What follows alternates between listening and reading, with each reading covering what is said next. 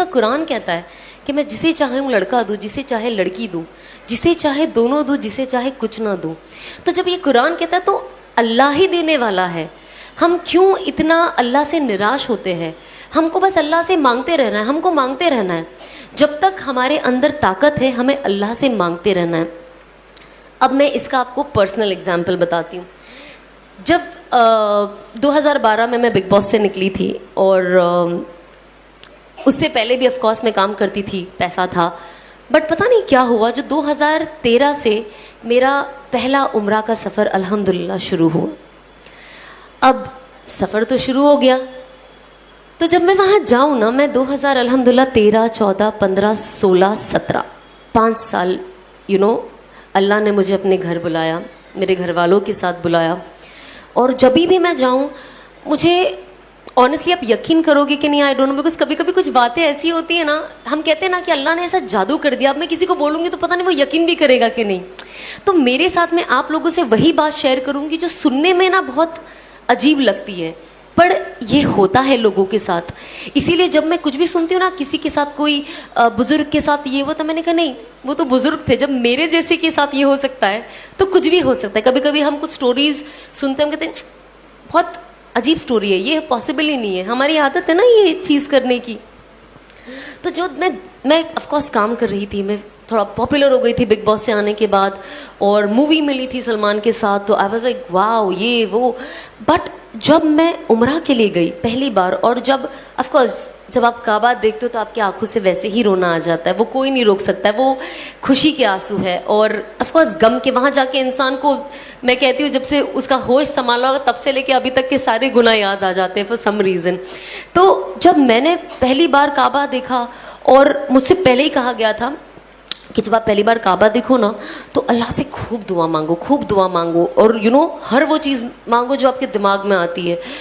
اور میں نے سوچا جب میں جاؤں گی تو میں اللہ سے مانگوں گی کہ اب جب میں نے کعبہ دیکھا ہے تو لوگ کہتے ہیں کہ جو مانگو کعبہ پہلی بار دیکھ کے دعا قبول ہوتی ہے, دعا تو ہمیشہ قبول ہوتی ہے. بہت ساری یہ روایتیں نا میں نے اپنی لائف میں توڑ دی. میں نے کہا یہ سب من گڑت کہانیاں بند کرے, لیکن آپ تو کعبہ صرف دیکھنے میں ہی اللہ کی کتنی کہتے 20% رحمتیں اترتی ہے, جو over all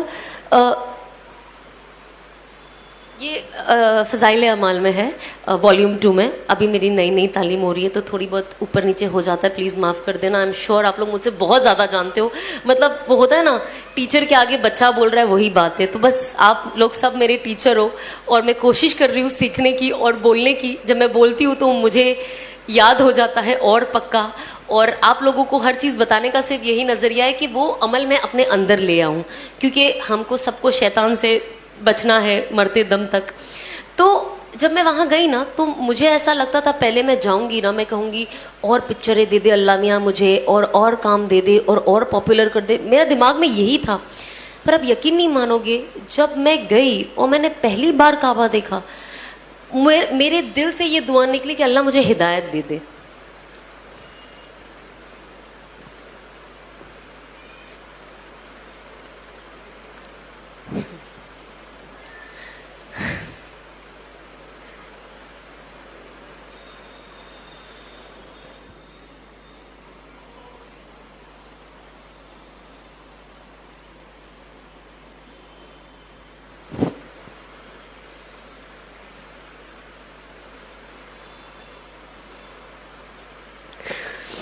honestly I don't know کتنے لوگ اس چیز کو ویلیو کرتے ہیں, پر میرے لیے یہ ورڈ ہدایت میرے لیے بہت ویلیو کرتا ہے, بہت. اس چیز نے میری دنیا اور شاید میری آخرت بدل دی ہے. اور کہیں نہ کہیں جو اسبابی طور سے دکھتا ہے, میں سوچتی ہوں شاید مجھے جہنم کی آگ سے بچا لیا ہے. تو جب یہ ورڈ ہی آتا ہے نا تو میرا دل بہت بھر جاتا ہے کہ اللہ نے کیسا کر دیا. مطلب جب ہم پڑھتے ہیں نا قرآن شریف, اور اس میں لکھ کے آتا ہے کہ اللہ جسے چاہے ہدایت دے.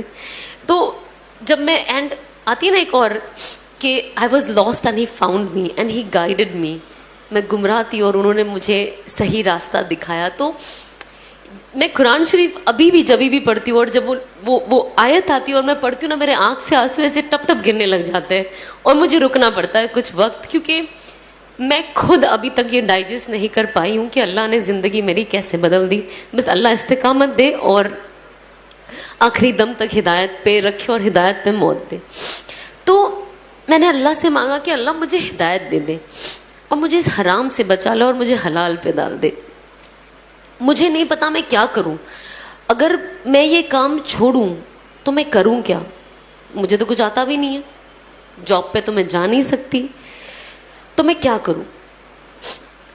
اس کے بعد میں نے انفارچونیٹلی دنیا ایسی ہے نا, یہ بہت سیڈ چیز ہے جو میں نے شادی کے بعد بھی بہت ایکسپیرئنس کیا ہے لوگوں کے ذریعے, بٹ میں ادروائز آپ کو ایکسپیرئنس بتاؤں گی کہ لوگ کہتے ہیں, جو لوگ تھوڑے بیچارے گمراہ ہو جاتے ہیں اور جو تھوڑے زیادہ ہو جاتے ہیں میرے جیسے, وہ کہتے ہیں سب چھوڑ دو, سب چھوڑ دو, ہدایت پہ آ جاؤ, صحیح راستے پہ آ جاؤ, صحیح راستے پہ آ جاؤ, اور یہ تو فحاشی ہے اور غیر محرموں کے ساتھ ایسے کام کرنا بے شک غلط ہے.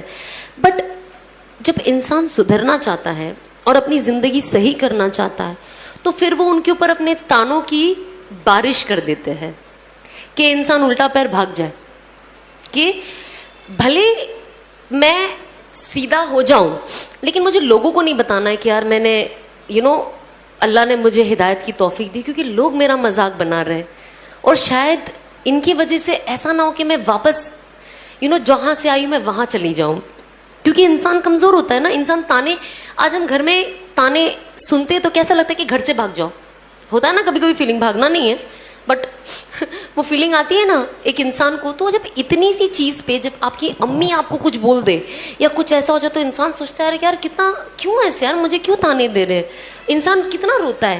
تو آپ سوچو جو انسان چینج ہو کر آتا ہے, جب اس کے لیے یہ سب بولا جاتا ہے تو وہ چیز لینا, ایکسیپٹ کرنا بہت مشکل ہو جاتا ہے. اور بہت, کیونکہ وہ آلریڈی اتنا ایموشنل ہوتا ہے کہ آپ اس کو کچھ بھی بولو اس کا ایموشن انٹو 10 ٹائمز بڑھ جاتا ہے. تو سب تو کہتے ہیں چھوڑ دو صحیح راستے پہ, صحیح راستے پہ. پر جب انسان اگر وہ لڑکی ہے خاص طور پہ, اگر وہ چیزیں چھوڑ دیتی, صحیح راستے پہ آ جاتی ہے, تو کوئی دینی گھر اسے اپنا بیٹا نہیں دیتا. تو جب آپ اپنا بیٹا نہیں دو گے تو اگر وہ لڑکی صحیح راستے پہ آ کے صحیح چیز اپنانا چاہے گی تو وہ اس میں آگے کیسے بڑھے. ہم جب یہ بات آتی ہے نا قربانیوں کی, اور جب ہم حدیثیں پڑھتے ہیں تو ہم نا یہ سارے ایگزامپلز لوگوں کو تو بہت اچھے سے دے دیتے ہیں, بٹ جب وہ اپنے پہ آتی ہے نا تو ہم وہ کرنا پسند نہیں کرتے.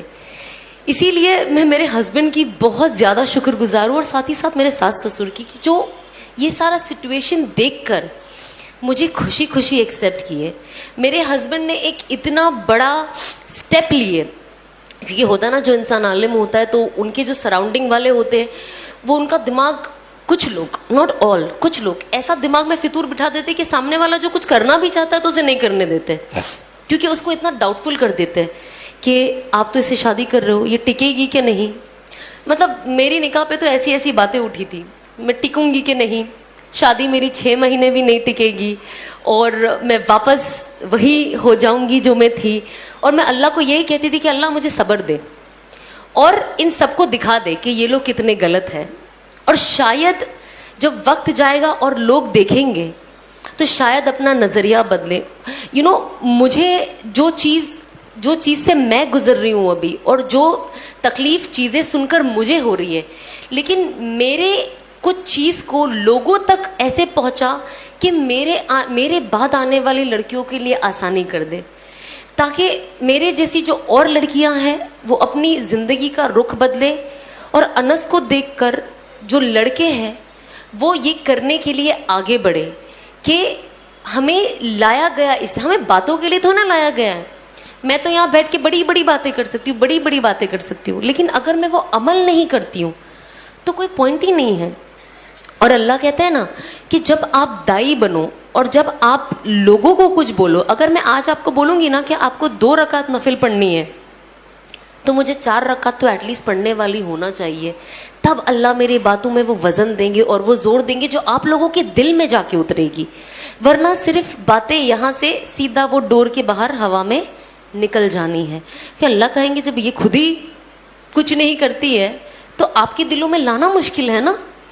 تو یہ بہت ضروری ہے کہ ہم किस चीज के बारे में क्या सोचते हैं. हमें सोच के साथ हमें कहते हैं ना, हम प्रीच करने वाले नहीं बने सिर्फ. You practice what you preach. आप जो बोलते हैं आप खुद प्रैक्टिस करें. तो मैं ऑफ कोर्स बातें करने से पहले मैंने प्रैक्टिस करना शुरू किया, और जितनी चीज मैं अभी प्रैक्टिस करती हूँ मैं वो चीज बातें करती हूँ, और जो चीज़ मैंने नई नई अमल में लाई है मैं वो भी कोशिश करती हूँ कि मैं शेयर करूँ, ताकि साथ ही साथ जिन किसी को एक्चुअली पता, आप यकीन नहीं मानोगे, जैसे मुझे मेरे शौहर एक कोई बता देते कि आप ये पढ़ो, ये पढ़ने के बाद ये ज़्यादा ज़रूरी है और इससे फलाना फलाना फ़ायदा है. पता है मेरी सबसे पहली फीलिंग क्या होती है?